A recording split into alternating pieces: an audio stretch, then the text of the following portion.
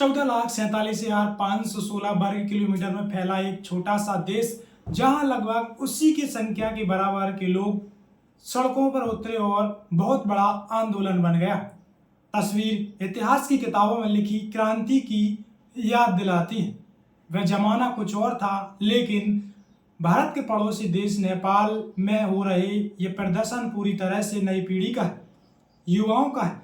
बीते 50 घंटों में नेपाल में क्या कुछ हुआ है और क्या कुछ नहीं हुआ है। सड़क से संसद तक शोर ही शोर है, सन्नाटा भी चीखने लगा है। सबसे पहले नेपाल में हो रहे उग्र आंदोलन के 5 बड़े मुद्दे आपको बताते हैं। पहला और सबसे बड़ा अपडेट है कि बढ़ते दबाव हिंसा प्रदर्शन के बाद प्रधानमंत्री केपी ओली और राष्ट्रपति रामचंद्र पटेल ने इस्तीफा दे दिया है।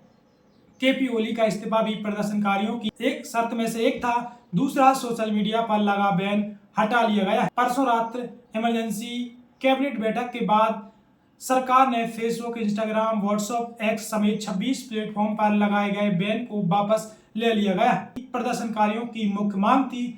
बैन की बात करें तो ये 4 सितंबर को लागू हुआ था। सुबह तक सभी ऐप्स बहाल हो गए, लेकिन प्रदर्शन नहीं रुका। तीसरा, काठमांडू में कर्फ्यू के बावजूद प्रदर्शन जारी रहा।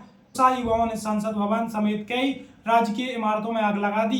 काठमांडू और दूसरे शहरों में अनिश्चितकालीन कर्फ्यू लगाया गया था, लेकिन प्रदर्शनकारियों सड़कों पर उतर आए। उन्होंने नेपाली कांग्रेस पार्टी कार्यालय के बाहर संसद भवन के हिस्सों में आग लगा दी। यह घटना सोमवार को प्रदर्शन के दौरान 19 प्रदर्शनकारियों की मौत के बाद भड़के जवाब में पुलिस कर्मियों ने आंसू गैस और रबड़ बुलेट का इस्तेमाल किया, जिससे और हिंसा भड़क गई। हालत बिगड़ गए और नेपाल आर्मी को तैनात किया गया। चौथा अपडेट, अब तक कई मंत्री इस्तीफा दे चुके हैं और मौत का आंकड़ा बढ़ गया है। होम मिनिस्टर रमेश लेखरे, कृषि, जल संसाधन और स्वास्थ्य मंत्री ने इस्तीफा दे दिया। मौतों का आंकड़ा 19 से बढ़कर 22 हो गया और इससे ज्यादा भी हो सकता है, जिसमें कलिमल्टी में 2 युवा प्रदर्शनकारियों की पुलिस फायरिंग में मौत शामिल है। 300 से 400 लोग घायल हुए, जिसमें पुलिसकर्मी भी शामिल है। आशंका यह जताई जा रही है कि मौत का आंकड़ा और बढ़ सकता है। 5वां अपडेट यह है कि संयुक्त राष्ट्र ने प्रदर्शनकारियों पर अनावश्यक बल प्रयोग की निंदा की है और जांच की मांग की है। साथ ही भारत ने एडवाइस जारी कर दी है, अपने नागरिकों को नेपाल जाने और सावधानी बरतने की सलाह दी है। साथ ही एबीसी हेल्पलाइन नंबर भी जारी किया है। अब जरा उन तस्वीरों पर नजर डालते हैं जो इस वक्त दुनिया भर में नेपाल के लोकेशन टैग के साथ देखी जा रही हैं, जिनमें सबसे ऊपर यह तस्वीर है। यह नेपाल की संसद है। राजशाही से इस इमारत तक पहुंचने में इस देश को बेहद वक्त लगा, लेकिन आज वही इमारत जल रही है। नेपाल की संसद में धुआं का गुब्बारा, आग की लपटें उठ रही हैं। ये महज एक तस्वीर नहीं, बल्कि नेपाल के हालत का बयान दे रही है। कैसा संसद जो वहां के नागरिकों की उम्मीदों का प्रतीक रही, नियम कायदों पर भरोसा रहा और अपने प्रतिनिधित्व की जिसे जिम्मेदारी सौंपी, उसने नए लोकतंत्र का भरोसा छलनी किया है। यह चिंगारी आग बन गई और अब वहां धुआं का गुब्बारा है, जिसमें कुछ दिखाई नहीं दे रहा है। इतना ही नहीं, नेपाल के युवाओं ने नेपाल के वित्त मंत्री को सड़क पर घेर कर पीटा।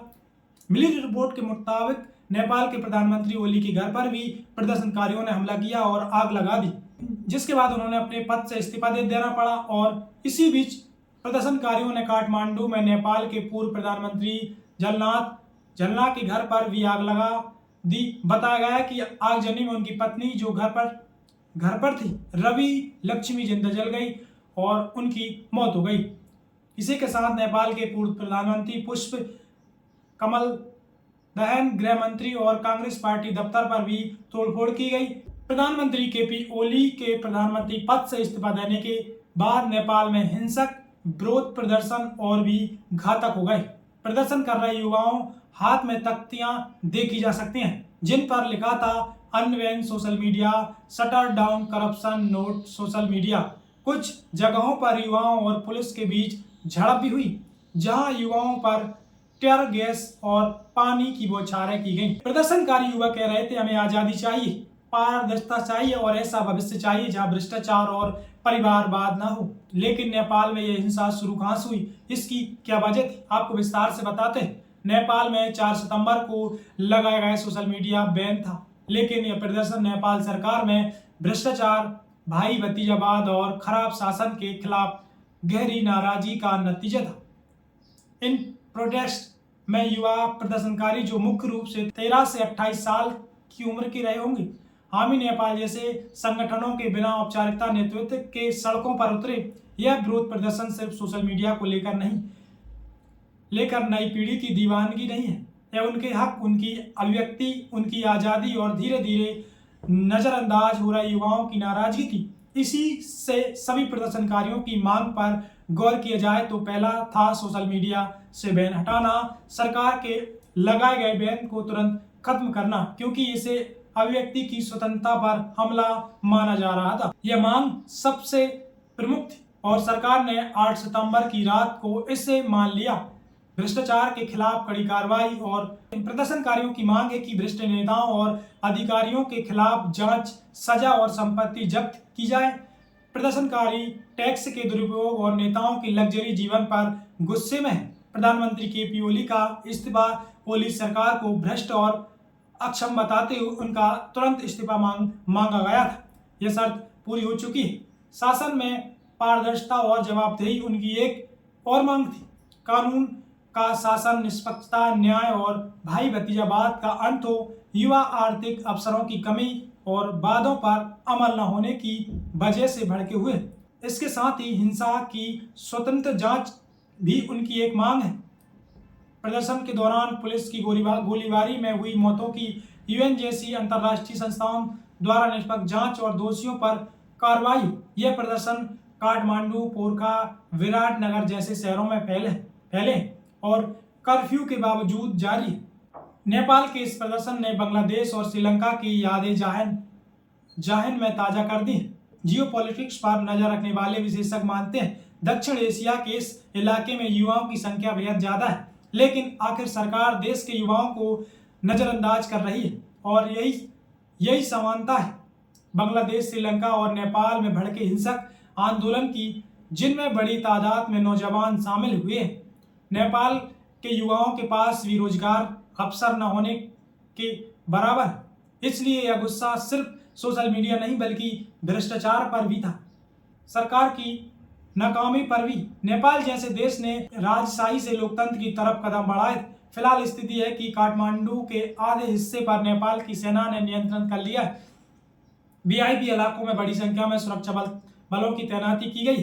यह प्रदर्शन के बढ़ते स्कोप और हिंसा की काबू करने के लिए किए गए हैं। इसी बीच नेपाल की कुछ मीडिया रिपोर्ट के मुताबिक इस्तीफा के बाद ओली देश छोड़ गए। नेपाल की सरकार ने अपने इस तानाशाही फैसले का अंजाम और ऐसे प्रदर्शन की सपने में भी कल्पना नहीं की होगी, लेकिन दुनिया भर के इतिहास में अब आवाज को दबाने की हर कोशिश बेशक देरी से ही सही लेकिन धीरे धीरे पुरजोर बनकर फूटी। जिस ताकत को नेपाल की सरकार ने कम आंका, उसी की वजह से आज नेपाल के दोनों शीर्ष पद खाली हुए हैं। यह नेपाल के साये में धूप की दास्तां है, जो राजनीति में वर्तमान व्यवस्था के प्रति अंधकार और समस्याओं को दिखा रही, बेहतर और न्यायपूर्ण विकल्प की तलाश को व्यक्त कर रही है। नेपाल की स्थिति पर आपके क्या विचार हैं? कृपया कमेंट कर हमें जरूर बताएं।